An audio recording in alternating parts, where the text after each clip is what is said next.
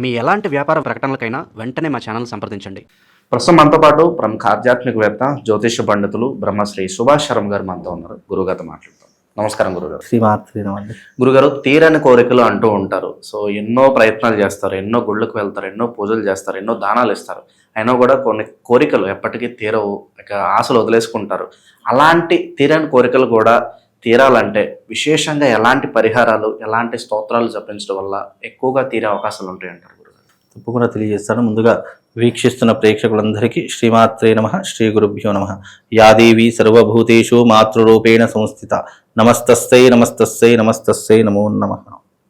ముఖ్యంగా కోరికలు అన్నదానికి అర్థం ఏంటంటే ధర్మబద్ధమైన కోరికలు ఉంటాయి, అధర్మమైనటువంటి కోరికలు కొన్ని ఉంటాయి. అయితే ఇందులో తీరనటువంటి కోరికలు చాలా మందికి ప్రధానమైన సమస్యలు ఏంటి అంటే కనుక వివాహ సమస్యలు, అలాగే ఆర్థిక పరమైనటువంటి సమస్యలు, అలాగే ఆరోగ్యపరమైనటువంటి సమస్యలు, కొంతమందికి ఉద్యోగంలో కొన్ని ప్రత్యేకమైన సమస్యలు ఉంటాయి, ప్రమోషన్స్, లేదు ఇంక్రిమెంట్స్, లేదు ట్రాన్స్ఫర్స్. ఇవి ఎన్ని ప్రయత్నాలు చేసినా కూడా అస్సలు ఫలించకుండా ఉండేటటువంటి విధానాలు చాలా మట్టుకు ఉంటాయి.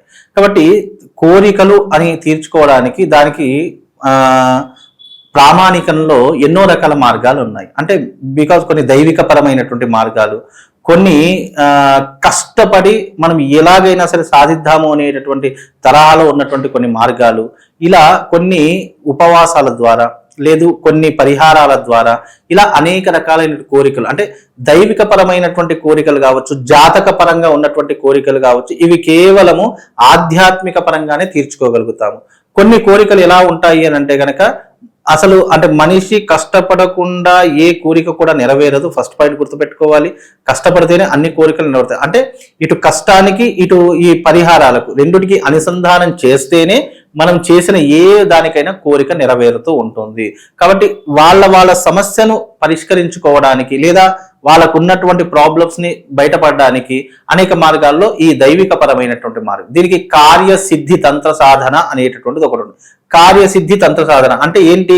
నువ్వు ఏ కార్యమైతే అనుకుంటున్నావో, నీ జీవితంలో ఏ కార్యమైతే నెరవేరాలి అనేటటువంటి తపన పడుతున్నావో ఆ కార్యం నెరవేరడానికి కార్యతంత్ర సాధన అనేటటువంటిది ఒకటి ఉంటుంది. ఆ కార్యతంత్ర సాధన అనేటటువంటిది విశేషంగా ఏమిటి అని అంటే గనక యంత్రరూపకంగా ఉంటుంది, మంత్రరూపకంగా ఉంటుంది, యాగ రూపకంగానే కూడా ఉంటుంది. అంటే 3 రకాలైనటువంటి మార్గాలకు ఈ యొక్క కార్యసాధన అనేటటువంటి తంత్రయాగము ప్రతి ఒక్కరి జీవితంలో ఉపయోగపడుతుంది.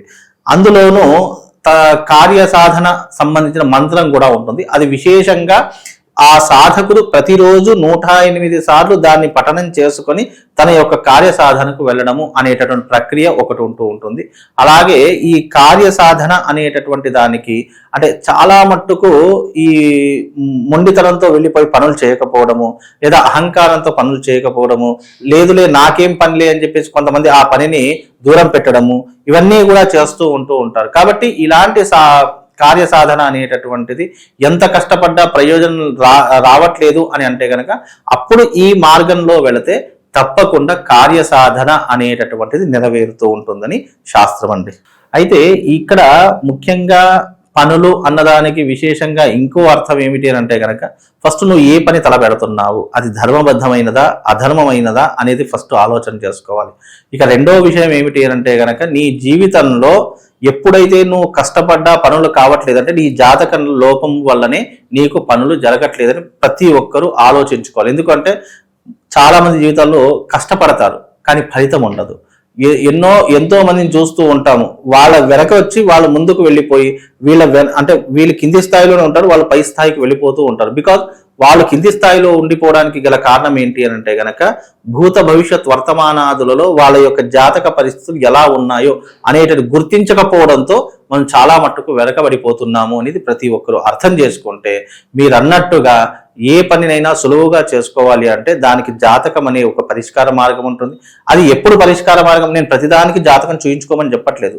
నువ్వు ఎంత కష్టపడ్డా, నీ జీవితంలో ఎన్ని రకాలైనటువంటి మార్గాలు ఎంచుకున్నా, నేను దేంట్లో సక్సెస్ కాలేకపోతున్నాను, నేను అన్నింట్లో ఫెయిల్యూర్ అయిపోతున్నాను, నేను జీవితంలో నేను కష్టపడడానికి సిద్ధంగా ఉన్నాను కానీ నా కష్టానికి తగినటువంటి గుర్తింపు నాకు రావడం లేదు అనుకున్న ప్రతి ఒక్కరికి ఎందుకు రావట్లేదు అంటే బికాజ్ నీ జాతకంలో ప్లానెటరీ పొజిషన్లో తప్పకుండా ఏదో ఒక లోపం ఉండడం వల్లనే నువ్వు ఎదగలేకపోతున్నావు, నువ్వు అభివృద్ధిలోకి రాలేకపోతున్నావు, నీ కష్టానికి గుర్తింపు రాలేకపోతుంది అని గుర్తుపెట్టుకోవాలి. అలా నిజానికి మనిషి కష్టపడితే సాధించలేదంటూ ఏమీ లేదు. కానీ కష్టపడ్డా ఫలితం రావట్లేదు అని అంటే అది తప్పకుండా జాతక లోపమే అయి ఉంటుంది తప్ప ఇంకా వేరే ఏమీ ఉండదండి.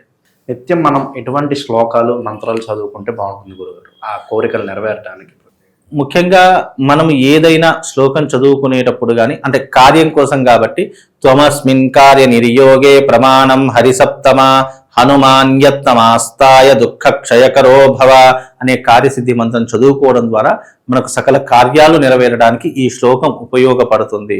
అలాగే నీ జీవితంలో ఏదైనా కార్యం కావాలి, నీకు యుద్ధానికి వెళ్ళాలి లేదా కోర్టు కేసులకు వెళ్ళాలి, పోలీస్ స్టేషన్ వ్యవహారాదులకు వెళ్ళాలంటే దుర్గా ఖడ్గమాల పారాయణం చేసుకో. ఆ పారాయణం వల్ల నువ్వు ఎక్కడికి వెళ్ళినా విజయాన్ని సాధించుకొని వస్తావు. అది యుద్ధానికి చాలా మనకు ఉపయోగపడేటువంటి అద్భుతమైనటువంటి విధానం దేవి ఖడ్గమాల పారాయణం చేస్తే మనం ఏ యుద్ధానికి వెళ్ళినా తిరిగి వచ్చేటటువంటి అవకాశాలు ఉంటాయి. ముఖ్యంగా డబ్బు కోసం ఆర్థికపరమైనటువంటి లావాదేవీలు ఉన్నాయి, నీ జీవితంలో ఆర్థికపరమైన లావాదేవీలకు నువ్వు వెళుతున్నావు, నీకు అక్కడ ఒక బిజినెస్ కానీ లేదా ఒక ఎంపైర్ కానీ నీకు మాట వినాలి అని అనుకుంటే గనక దానికి విశేషంగా లక్ష్మీ సూక్త పారాయణం చేసుకోవడము చాలా విశేషమైనటువంటిది. అలాగే నువ్వు ఎక్కడికైనా ధైర్యంగా వెళ్ళాలి, చాలా మంది కొన్ని కార్యాలకు భయపడుతూ వెళుతూ ఉంటారు. అలా భయాన్ని నువ్వు తగ్గించుకొని ధైర్యాన్ని పుంజుకొని వెళ్ళాలంటే ఆంజనేయ స్వామి దండకాన్ని చదువుకోండి. తద్వారా నీకు ధైర్యం పుణికిపుచ్చుకోవచ్చు, ధైర్యాన్ని నువ్వు సాధించుకోవచ్చు. ఇలా అనేక రకాలైనటువంటి వాటికి అనేక రకాలైన శ్లోకాలు ఉన్నాయి, అనేక రకాల మంత్రాలు ఉన్నాయి. ఎవ్వరికి ఏది రాకపోతే కనీసం త్వమస్మిన్ కార్యనిర్యోగే ప్రమాణం హరిసప్తమ హనుమాన్యత్తమాస్తాయ దుఃఖక్షయకరో భవ అనే మంత్రాన్ని చదువుకున్న నీ జీవితం చాలా అద్భుతంగా ఉంటుందండి. గురుగారు, మన కోరిక ఏదైతే ఉందో అది కోరుకుని మనకి ఇష్టమైన వస్తువు మన నదిలో కానీ ఇంకెక్కడన్నా వదిలేస్తే దానికి తీరుతుందని చెప్పి కొంతమంది చెప్తూ ఉంటారు కదా.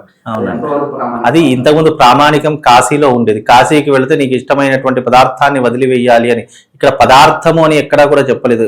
నీకు కాశీకి వెళితే ఏదైనా వదిలివేయాలి అంటే నీలో ఉన్నటువంటి కామ క్రోధ లోభ మోహ మదమాత్సర్యాదులను వదిలివేయాలి అని చెప్పి కాశీలో చెప్పారు తప్ప నువ్వు అరటిపండు వదిలేయు, నువ్వు పాయసం వదిలేయు, నువ్వు లడ్డూ వదిలేయు ఇవి కాదు చెప్పింది. అవి వదిలేస్తే దేవుడికి ఏమీ రాదు, నీకేమీ రాదు.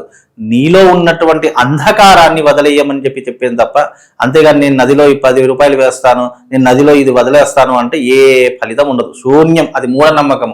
కాబట్టి అలాంటి మూఢనమ్మకాలు వదలకండి. అంటే కాశీకి వెళితే ఈ ప్రమాణం చెప్పారు తప్ప ఇంకా వేరే ఎక్కడా కూడా కాశీ కానీ అయోధ్య కానీ మధుర కానీ మాయా కానీ అవంతిక కానీ ఇలాంటి చోటుకి వెళ్ళినప్పుడు కొన్నిటిని వదిలివేయాలి అనేటటువంటి ఇవన్నీ కూడా పుణ్యక్షేత్రాలు, పితృకర్మలు ఆచరించడానికి ప్రధానమైనటువంటి క్షేత్రాలుగా చెప్పడం జరిగింది. కాబట్టి ఇలాంటి కొన్ని ప్రదేశాలకు వెళ్ళినప్పుడు నీలో ఉన్నటువంటి ఇప్పుడు చాలా మంది జీవితాల్లో చూడండి విపరీతమైనటువంటి కోపం ఉంటుంది. ఆ కోపం ఎన్నిసార్లు వదిలేద్దామన్న తరం కాదు. కానీ కాశీకి వెళ్ళి నేను ఇది ఇక్కడ వదిలేస్తున్నాను అని అంటే ఇక అప్పటి నుండి ఆ వ్యక్తి కోపం రావడమే మానేస్తూ ఉంటారు. అట్లా నీలో ఉన్నటువంటి నువ్వు దేనికి బానిస అవుతున్నావు, నువ్వు దేనికి లొంగిపోతున్నావు ఆ కోరిక వదిలేయమని చెప్పారు తప్ప అంతకు మించి నేను తినే పదార్థాలు కోరిక వదిలేయమని ఎవ్వరు కూడా చెప్పాలండి. మంచి విశ్లేషణ అందించారు, ధన్యవాదాలు శ్రీమాన్.